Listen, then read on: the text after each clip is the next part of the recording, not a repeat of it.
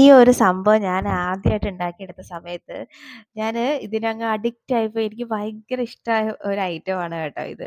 അപ്പൊ ദാണ്ടെ ആദ്യം കുറച്ച് വറ്റൽമുളക് ഇട്ട് ഒന്ന് വറുത്തെടുത്ത് മാറ്റി വെക്കണം. ഇനി ഒരു പാൻ അതേ പാനിലോട്ട് തന്നെ എണ്ണ ഒഴിച്ച് ഇതുപോലെ അരിഞ്ഞെടുത്ത് വെണ്ടയ്ക്ക ചേർത്ത് നന്നായിട്ട് വഴറ്റി ഇതുപോലെ ഒന്ന് ഫ്രൈ ആക്കി എടുക്കണം. കുറച്ച് ഉപ്പും കൂടെ ചേർത്തിട്ട് നല്ലപോലെ ഒന്നങ്ങ് വഴറ്റി നല്ല വെന്ത് കളറൊക്കെ ഒന്ന് മാറി വരുന്നത് വരെ വഴറ്റിയെടുത്തിട്ട് ഇത് ഈ പാനിൽ നിന്ന് അങ്ങോട്ട് മാറ്റി വെക്കണം.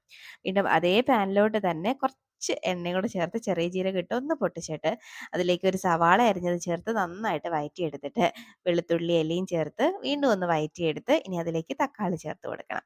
തക്കാളിയും കറിവേപ്പിലയും ചേർത്ത് തക്കാളിയുടെയൊക്കെ പച്ചമണം മാറുന്നവരെ നല്ല പോലെ ഒന്ന് വേവിച്ചെടുക്കണം. ഇതുപോലെ ഒന്ന് വെന്തുടഞ്ഞ് വരുന്നൊരു പാകം എത്തുമ്പോഴേക്കും മഞ്ഞൾപ്പൊടിയും ഇനി കുറച്ച് ഗരം മസാലയും ചേർത്തിട്ട് നമ്മൾ നേരത്തെ ഫ്രൈ ആക്കി വെച്ചേക്കുന്ന വറ്റൽമുളകൊന്ന് പൊടിച്ച് അതും കൂടെ ചേർത്ത് കൊടുക്കണം.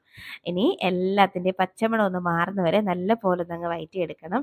ഇനി ഇതിലേക്ക് ആവശ്യത്തിനുള്ള ഉപ്പും കൂടെ ചേർത്ത് കൊടുക്കണം കേട്ടോ. ഈ മസാലയ്ക്ക് വേണ്ടിയിട്ട് മാത്രമുള്ള ഉപ്പ് ചേർത്ത് എല്ലാം മിക്സാക്കി എടുത്തിട്ട് നമ്മൾ ഫ്രൈ ആക്കി വെച്ചിരിക്കുന്ന വെണ്ടയ്ക്കയും ചേർത്ത് എല്ലാം കൂടെ വീണ്ടും ഒന്നും കൂടെ മിക്സാക്കി എടുത്തിട്ട് ഒരു 2 മുട്ട ഒന്ന് പുഴുങ്ങിയെടുത്ത് അതതുപോലെ ചെറിയ കഷ്ണങ്ങളായിട്ടൊന്ന് അരിഞ്ഞെടുത്തതാണ്. അതും ചേർത്ത് നല്ല പോലെ ഒന്നങ്ങ് മിക്സാക്കി എടുത്തു കഴിഞ്ഞാൽ നല്ല അടിപൊളി ഒരു വെണ്ടയ്ക്ക മുട്ട മസാല റെഡിയാകും കേട്ടോ. ഭയങ്കര ടേസ്റ്റാണ്. നമുക്ക് ആവുന്നൊരു ടേസ്റ്റാണ് ഇത്. ചോറിൻ്റെ കൂടെ ചപ്പാത്തിയുടെ കൂടെ എന്തിൻ്റെ കൂടെ വേണമെങ്കിലും കഴിക്കാം. അപ്പോൾ എങ്ങനെയാ, ട്രൈ ആക്കല്ലേ?